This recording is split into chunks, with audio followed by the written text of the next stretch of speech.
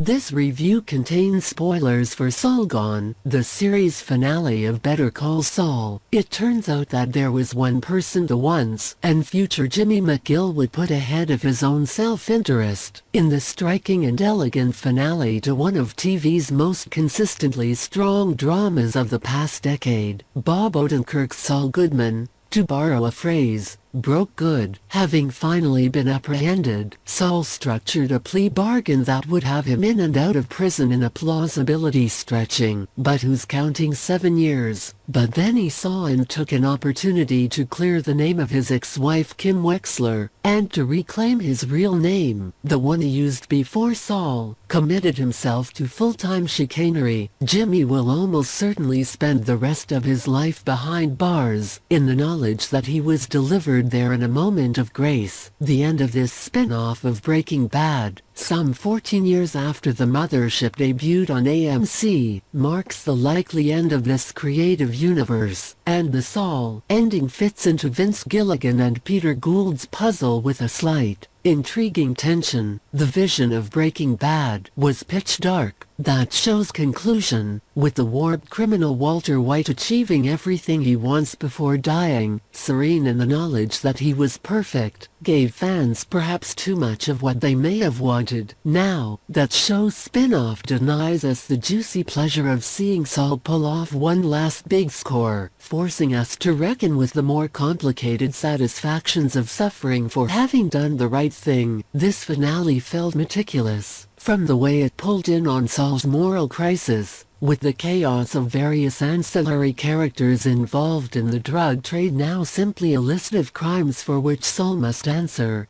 to the deployment of key supporting characters to make its points. Odenkirk has likely never been stronger than in the courtroom scene, seeming utterly certain in his decision to use his lawyering skills on someone else's behalf, and yet quietly thrilled that the scheme is working. Seahorn's performance as Kim remains incandescent, with her pretending to be her ex-husband's lawyer in order to share a final cigarette in prison, a melancholy reminder of all the grifts they pulled together in happier times. While I've, at times, found direct allusions to Breaking Bad on Better Call Saul to be somewhat clumsy, this episode's flashback cameo of Bryan Cranston as Walter earns its place. "So you were always like this," the Kingpin tells his attorney, as the pair discuss an early slip-and-fall scam Saul pulled. Walter was forced into a life of crime, or so he tells himself. Saul was born for it. Their discussion takes place within the context of Saul waxing unusually philosophical. He's wondering if Walter has any regrets. "If I have one note about this scene, it's that Cranston makes a bit too much of a meal out of Walter's refusal to understand the question. I've become accustomed to the less jagged rhythms of Odenkirk's lead performance and of Better Call Saul generally." Later, Michael McKean returns for another retrospective scene,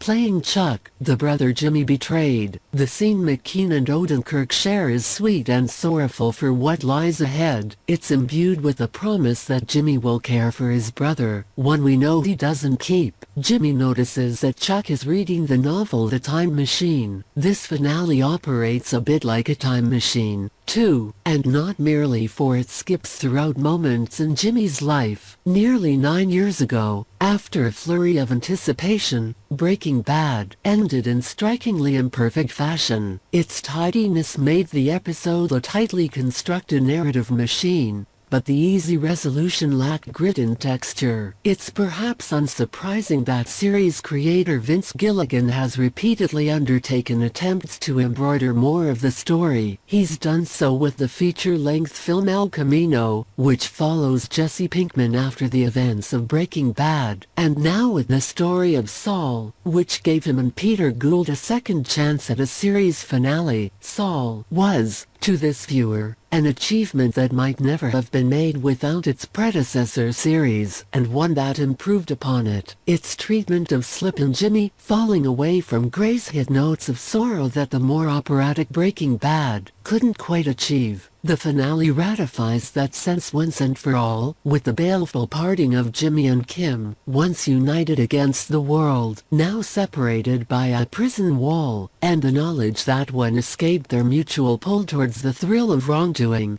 But one couldn't quite matching anything from Breaking Bad. It might not have registered, though, for its spoken glances rather than shouts. The last we see of Jimmy is what Kim sees of him, a man who'd look like a ghost to her even if he weren't so definitively a part of her past. The camera tracks her gaze as a prison wall blocks him from view, and he is gone.